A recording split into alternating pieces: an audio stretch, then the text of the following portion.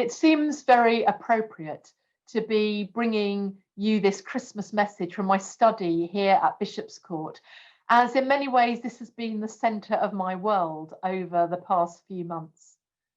As I look out at the cathedral and diocesan offices around College Green, I am very aware that for most people, the centre of the diocese is not here at College Green.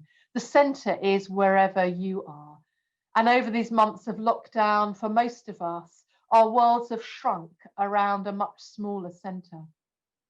One of the podcasts I made earlier this year was around that language of mapping, that language we've been using about navigating a strange landscape.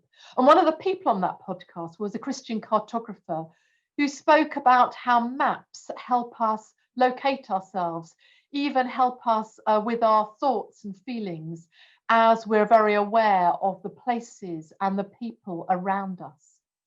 I was interested to hear of a French cartographer who during lockdown made a map of his home at the centre and then mapped everything he noticed in a 1 kilometre radius around himself, which is as far as he was allowed to go in France during that time. At Christmas, we hear the story of a major mapped out journey as Joseph and Mary travel from Nazareth to Bethlehem. But it wasn't simply a long physical journey. It was also a journey of navigating new internal landscape amid overwhelming mystery, uncertainty, and questions as they stand in the present, looking back at the past and pondering the future. Of course, the journey began long before Bethlehem. It began at the beginning of time, and it stretches out towards that future time when God's kingdom will come on earth as in heaven.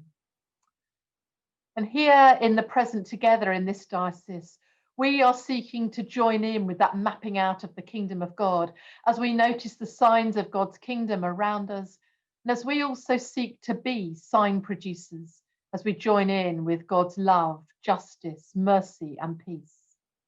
Thank you for being people of hope and love and light as you navigate this strange Christmas into the future which is emerging. At this time of year, many of you will be gathering for crib services as the crib is blessed and as the Christ figure is placed centre stage. I pray that we will still do that this year, but in different ways within ourselves. In Paul's letter to the Colossians in the first chapter, we have those wonderful words, Christ is before all things, and in him all things hold together. Jesus Christ is our centre. And I pray that this Christmas, we will each recenter ourselves on Jesus Christ as we are renewed afresh by the Spirit of God to reveal the love of God in Jesus Christ among the places where we are located.